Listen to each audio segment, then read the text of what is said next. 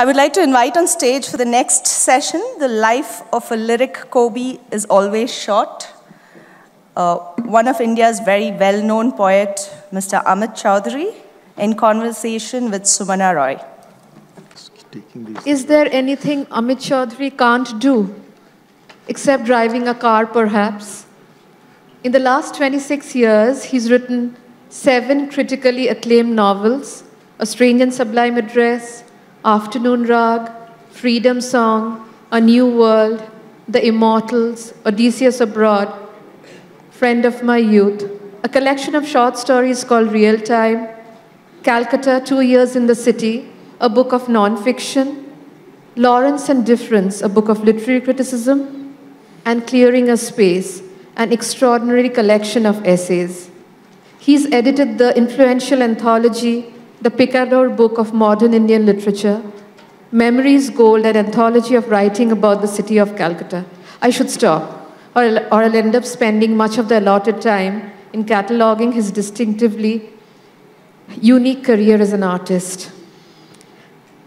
He's also a classical vocalist and a music composer.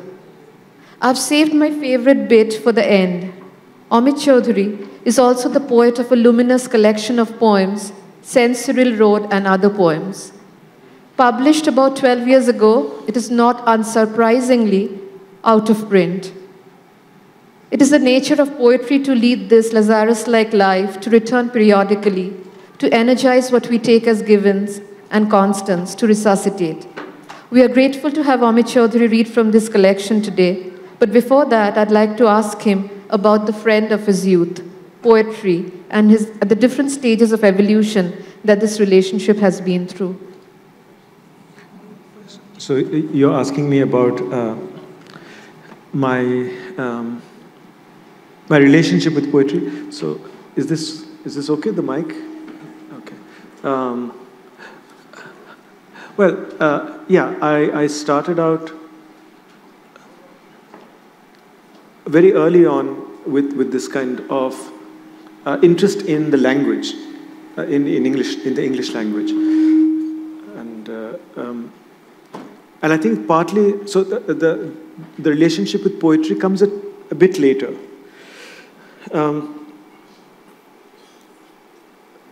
When I was very small and growing up in Bombay, my parents spoke to me in Bangla. And then they got me admitted into a very well-known English medium school, the Cathedral and John Connon School. And at the time of my admission, I didn't know any English at all, because they'd only spoken to me in Bangla. And the people who worked in our flat in Bombay spoke in Hindi. So the situation was not unlike Kipling's in his very early childhood, who didn't know any English. So we forget that, you know, what this kind of coming late to the language, slightly late to the language might mean, and how it happens at certain points in history. And I think the headmistress of the school told my mother, give him comic books to read and Ladybird books to read. Ladybird books to read. So Ladybird books were, as you know, these books about John and Jane going to the seaside. And each page had a picture and about a sentence, one sentence. And I think I picked up at that time, when I was 5 or so, I picked up the language very quickly, and then I began to, I think, to exhibit my new knowledge, I began to write stories. And I think this interest in literature partly came as a form of showing off the knowledge of the new language. But early on, I don't know why, I have no idea why, I became drawn to verse. I won't say poetry, but to the form of verse. And began to kind of imitate the writers I liked. So So that kind of enthusiasm, which kind of then becomes a form of adoration, which then becomes a form of writing, spills over from reading into imitation. That kind of possessed me for a great part of my life, and it was also part of my secret life because nobody in school knew that I was doing this. My parents, however, did know. I think this kind of period of apprenticeship went on for a very long time, right? Beginning with maybe Dr. Seuss and ending up with the modernists. And then I think at the age of 23, when I was in London, when I was an undergraduate at University College London, I wrote a poem about an actual place, St. Cyril Road, where my parents had moved after, this is in Bombay, after my father's retirement. And you know, I'm not sure if I knew then, after having written St. Cyril Road, that I'd moved beyond that period of apprenticeship into actually doing something that I would always, after this, want to do. That is, write about things which existed in my life, however unworthy of literature they might seem to be. So, the first thing that seemed unworthy about St. Cyril Road as a subject for a poem, because I thought poems should sound like The Wasteland or whatever, was the name St. Cyril Road. You know, it seemed quite absurd as a name. And then to write a poem about it seemed like a reckless exercise. So somehow I got over that hesitation and then wrote a poem called St. Cyril Road. And from there entered into this period of actually writing poems about St. Cyril Road and about Bandra. And I think I continued doing this after I finished my graduation and then took a year off, went back to Bandra for a year before going back to Oxford to do my DPhil. And then began my first novel, A Strange and Sublime Address. And when I began my first novel, A Strange and Sublime Address, that novel and the way I began to conceive of the novel and of narrative after that seemed to subsume my poetic impulses. That is, the impulse to look at, perceive, and think about the quotidian, about the everyday. But St. Cyril Road was my first. The poem, this poem came out in a national paper in England. Yeah, so. Will you read for us, please? Yeah.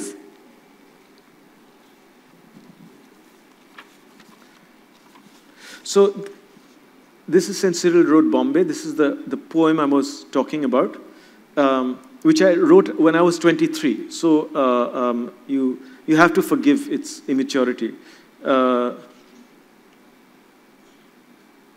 St. Cyril Road is in Bandra. And as a background note, you can notice how I'm deferring reading the poem, but as a background note, I should say that Bandra was, at that time, completely on the periphery of our consciousness in Bombay. And to go to Bandra meant something. You know, to go on a weekend to visit Bandra one Saturday afternoon meant something, and especially it's complete difference from the rest of Bombay. And at this point, my parents actually lived in Bandra. So to go there meant to come back from London and not to go to the places I'd grown up in, but go straight to Bandra. I remember being shocked by the sound of bird call in the morning. I was woken up by bird call at 6 a.m. And I realized then that growing up where I had in the high-rise buildings that I had grown up in, I'd never heard bird call before, and how raucous and frightening it could be. So that is contained in the poem. Every city has its minority, with its ironical tiny village fortressed against the barbarians, the giant ransacks, and the pillage of the larger faith. In England, for instance, the Asians cling to their ways as they never do in their own land. On the other hand, the Englishman strays from his time-worn English beliefs. Go to an Asian street in London and you will find a ritual of life that refuses to compete with the unschooled world outside. In Bombay, it's the Christian minority that clings like ivy to its own branches of faith. The Christian boy with the guitar sings more sincerely than the Hindu boy. And in St. Cyril Road, you're familiar with cottages hung with flora and fainting, drooping bougainvillea, where the noon is a charged battery and evenings a visionary gloom in which insects make secret noises and men inside their single room sing quaint Portuguese love songs. Here, you forget at last to remember that the rest of Bombay has drifted away, truant and dismembered from the old Bombay. There, ruthless, garish, and widely cosmopolitan, where every executive is an executive, and every other man a Caliban in two-toned shoes, and each building is a brooding tyrant that towers over streets ogling with fat lights. Give me the bougainvillea flowers, and a room where I can hear birds arguing. I won't live in a pillar of stone, as ants and spiders live in the cracks of walls, searching for food alone in the sun-forgotten darkness. That's why I've come to St. Cyril Road, to lose myself among the Christians and feel Bombay like a huge load off my long-suffering chest. Woken up at 6 o'clock in the morning by half-wit birds who are excited in the knowledge that day is dawning on the sleeping lane. That's what I want. The new day enters my head like a new fragrance. I rise, dignified, like Lazarus from the dead.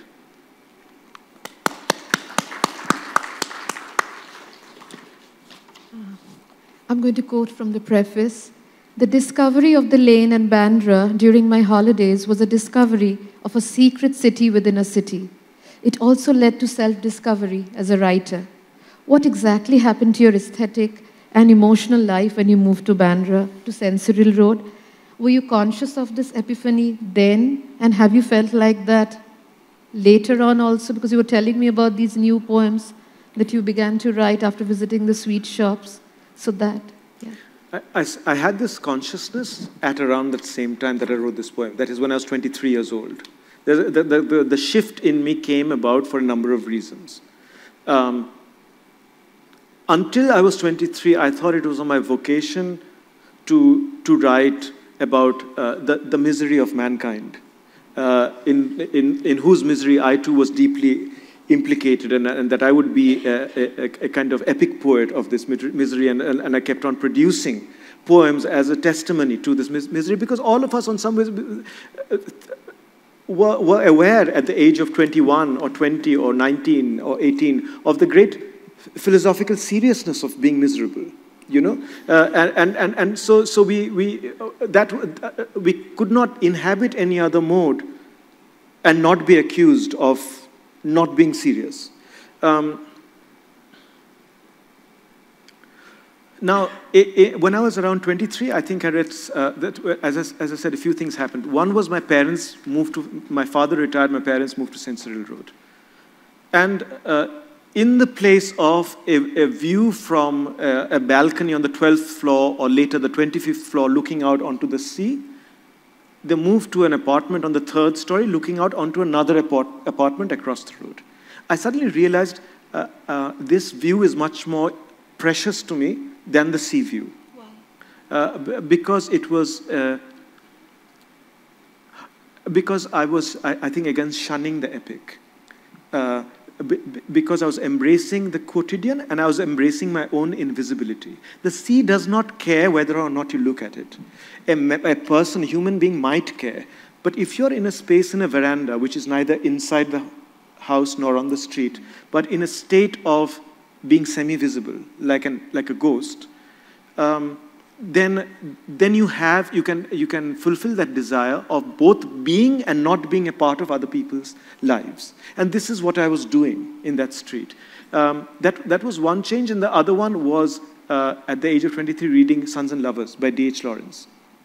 And reading Sons and Lovers by D.H. Lawrence, suddenly realizing, well, as I've said this a million times before, but I'll say it again because it's pertinent to your question, that, you know, Lawrence was saying in Sons and Lovers what he would say very clearly, without any prevarication, in the book he wrote shortly before he died, that is Apocalypse, which was his gloss on this bit of the Bible called the Revelations. And in Apocalypse, he rejects the metaphysical on behalf of the physical. And he says, whatever the dead or the unborn might know, they cannot know the marvel, the delight of being alive in the flesh. And Sons and Lovers, so many years before that, is already proclaiming that. Now, after having been an epic poet of philosophical misery, I suddenly realized I actually love life. I want to celebrate being here. Whether it is looking out of a balcony or remembering the open rooftop terraces of Calcutta, looking out on other rooftop terraces. The sense of openness, freedom, and light. These things are important to me. Would this inaugurate for you a phrase from Tagore that you've used very often, space and light, in your own work? Yeah, would this in be my the own work, yes, inauguration? yes. I mean, darkness, more and more, I came to identify with the self and with psychology. And I wanted to reject psychology and reject the self in terms of sensation, in terms of feeling, let us say, the breeze upon oneself. There is no psychology in that. The response to that is primal. So I wanted to throw out psychology. And I realized once I'd thrown it out, how deeply I'd wanted to throw it out for a long time. But it had just not occurred to me that it would be right to do so.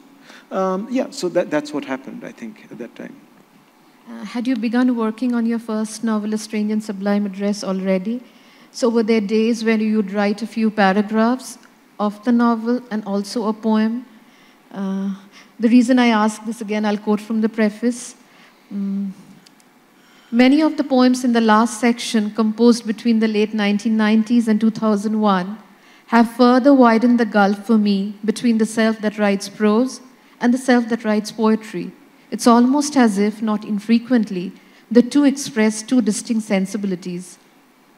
Were these two selves strongly at work when you were writing, for instance, a St. Cyril Road sequence and A Strange and Sublime? When I was writing the poems of St. Cyril Road, and when I began to write A Strange and Sublime Address,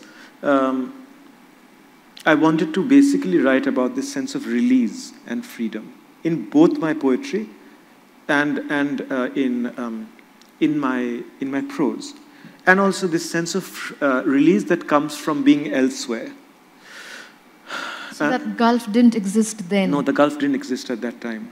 When did you come to realize? I mean, there were two further connections. There's another connection there between what I was doing in terms of having started writing the novel, which was about Calcutta, A Strange and Sublime Address, and about South Calcutta, and writing these poems about St. Cyril Road. In writing about St. Cyril Road, I was writing about Bombay, but about a Bombay that was an elsewhere within Bombay. People used to tell me towards the beginning, and they used to think I grew up in Calcutta. They used to tell me, you write so beautifully about home. And I would say, no, I actually write always about elsewhere. And even home, I write about only when it has the kind of features of elsewhere. So if St. Cyril Road and Bandra were of interest to me because they had the air of a Bombay that I should have known but was unfamiliar to me, the Bhawanipur that I was writing about in A Strange and Sublime Address without naming it also had that air always, without me realizing it, of being unknown, of being an elsewhere. And I'll tell you why. Again, I've repeated this anecdote before. Somebody came to me after this book came out, A Strange and Sublime Address, and said, you've written so beautifully about North Calcutta. And I said, I haven't written about North Calcutta, it's about South Calcutta. They said, South Calcutta, where in the south is this? I said, Bhawanipur. Ah, Bhawanipur, the North Calcutta of the south. So that sense of the elsewhere in the midst of the familiar, I realized from that comment, is always what drew me to wherever I was writing about. These two selves that you talk about, that's a slightly different thing. I mean, after I began to write the novel and another novel, Afternoon Rag, etc., And the novel became a way of exploring these things which had interested me. I began to write fewer and fewer poems. So I'd write maybe 1 or 2 poems a year. And the poems I discovered I was writing then were no longer came from the impulse that had driven, say, St. Cyril Road or A Stranger's Sublime Address, but things that were floating about in my consciousness, which didn't seem to have any particular purpose. And the poems were, and some of the essays too, were an attempt to address this kind of detritus, this kind of junk in the consciousness. So you have published, St. Cyril Road was published about 12 years ago. Since then, you've hardly published any poems, very sporadically. What happened when you visited these sweet shops? Was it something similar to what you experienced when you moved to St. Cyril Road? And will you read these new poems for us? We're very lucky, very fortunate to be its first listeners because he hasn't published them yet and the world hasn't seen them yet. Well, I don't know if you're fortunate or not. Would you read them and take us through? But, I'll explain a bit about what she means. So, as I said, I was writing poetry from a different place. And was writing poetry almost against my grain, very reluctantly. Until earlier this year, I went to North Calcutta to visit some sweet shops in North Calcutta. I was interested in the portraits of the founders of the sweet shops. I wanted to take some pictures of the founders. But the journey into the north of Calcutta and into these sweet shops opened up something for me. And I began to write more poems than I had before in all those years combined leading up to those visits to the sweet shops. So I'm just going to read out, since this is the poetry festival, right? Okay. So then I can read out 3 poems. The first is called Sweet Shop. Is this the first one you wrote? Yeah. This is the first one I wrote, and it's called Sweet Shop. The whole universe is here. Every color, a few on the verge of being barely tolerable.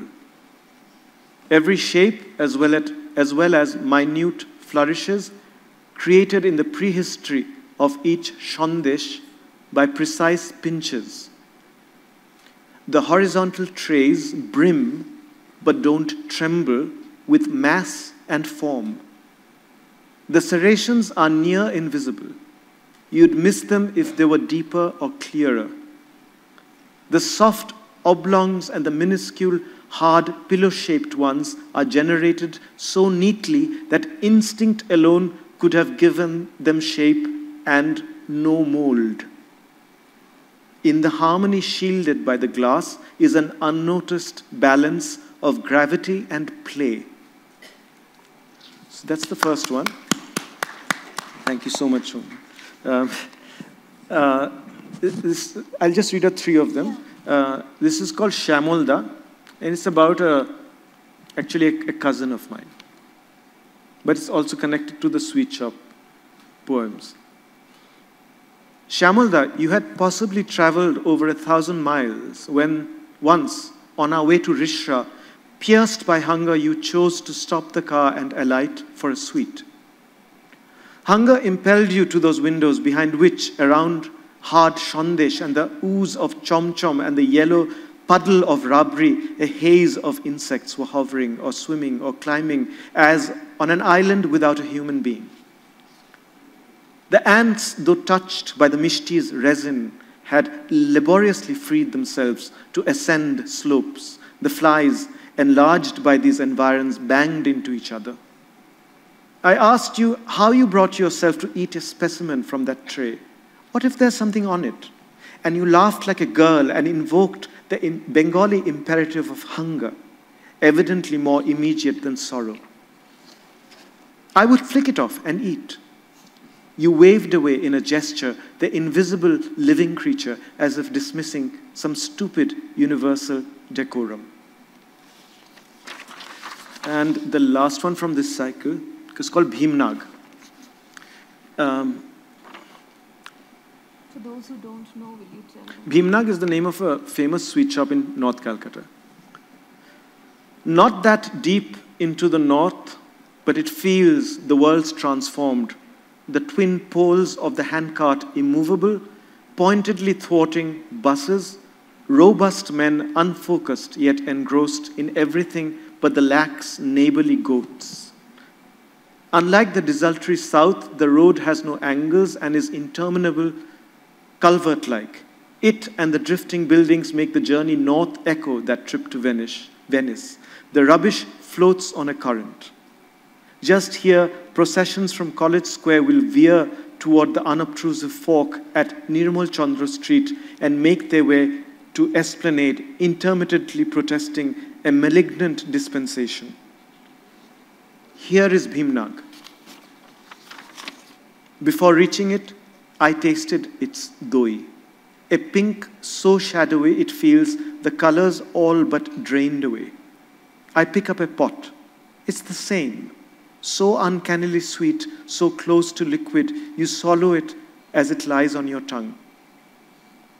Nothing of the outside is here. Legends hang on walls.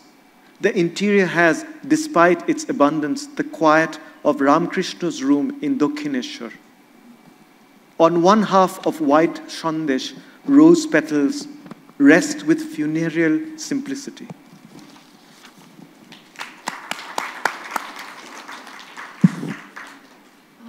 Would you read a poem for us where light is the central character? Sure. Light.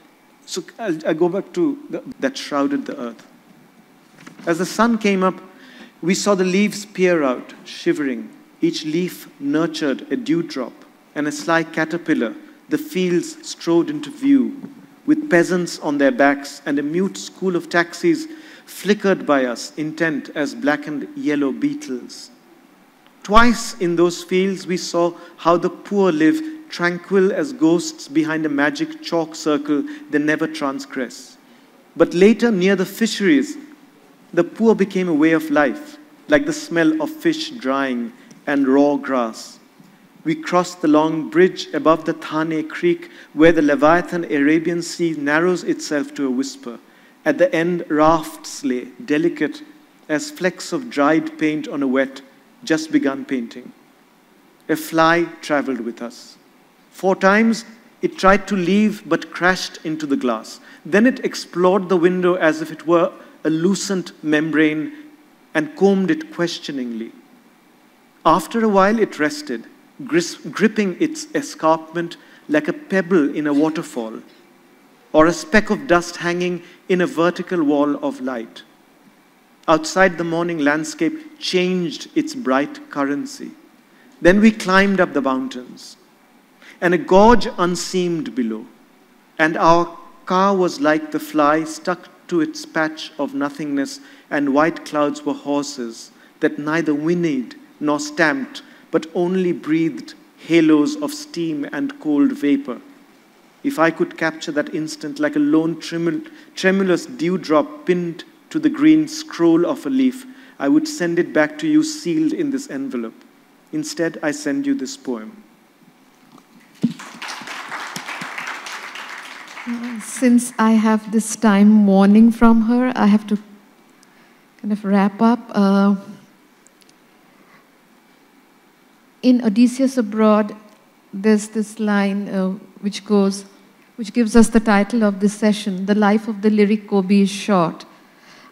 So there's Keats, there's Rilke, there's Lawrence. You didn't mean this literally, of course, only literally, of course. What exactly did you mean? I was quoting my uncle. So would you tell us something? My uncle, whom I cast as Odysseus in Odysseus Abroad. I gave him the role of playing Odysseus, and myself, more modestly, of Telemachus. So my uncle used to be a great advocate of Tagore, unsurprisingly for a Bengali man of his generation, but quite mad in his advocacy. But at the same time, he would say to me that, this whole phase in which we produce lyric poetry, is a passing phase, is a short phase. And this is what he meant when he said to me, the life of a lyric Kobi is short. Okay. That this phase in which we most richly produce lyric poetry, it doesn't last forever. How difficult is it to write about people? You've written about Nisimezikal, which is in the Sensory Road collection. You've recently written about Adil Jasawala as well. Would you read that poem for us? Yeah. Okay. Now it's an Nescafe, him making coffee. So this is Adil. It's written a few months ago. He hovers over Cuff Parade from the 18th floor balcony, guardian, priest, and friend. His visitors are outsiders. His tiny wife's a foreigner. Once in 3 years, I ring his bell. When he opens the door, I lose myself in the Sudhir Patwardhan painting. He asks politely if I want the fan and goes off to make Nescafe. The ceiling is crumbling, the floors covered in newspapers. What could be higher than here? Is it any wonder when the sky falls down? We are so far away, I hear little of the city in which I was a child. On calm days, I see him glance at the balcony with empathy for sparrows that recur. I feel a part of him as, in his kurta, he returns to ask me questions, is aware of their itinerary and of the poems flying in from different neighborhoods. They are his real guests. Occasionally, he'll lower his mug and sniff the air. I've never seen him smoke, and furrow his eyebrows and smile. I think the city is burning. Let us end with the poem about your mother. Would you say something about her and her influence on you before you read this? Sure. My mother, I suppose the whole Laurentian thing I was talking about, the turning away from philosophical seriousness and misery towards joy and life, that comes from my mother. And the music, of course. If I may, I'll end not on the short poem that I wrote about her, but where she got my parents' figure, as does my wife, and it's a poem about something that happened in 1997. I'd just gone to Cambridge on a 2-year fellowship, and I was told that I had to have an operation, had to have open heart surgery. I'd had a heart murmur since I was a child. They suddenly said, you're in a position now where you face sudden death. I didn't believe them at all because I was feeling very well. But this is what the readings and echocardiogram and all of that said. So this poem revisits that moment in Cambridge. It's called Cambridge. It took us a few days after we arrived in the suburban flat from which Churchill College was a glimpse away. Milk left in the fridge by an invisible hand, bread and jam placed recently on a kitchen shelf. To realize Cambridge was not Oxford. It felt more beautiful for a day. On Madingley Road, the weather was wet, the wind cutting. Unexpectedly, the fens became an invisible presence for us. Then, to phrase it dramatically, I was told I might die. I'd never felt more well or alive. Mentally, I'd never been as out of place as in Cambridge. From Addenbrooke's, they sent me to Papworth. How numb we were on the eve of departure. The journey, 20 minutes by taxi, seemed to go on into the narrow-laned, mordant hush of a Cambridgeshire without industry or migration,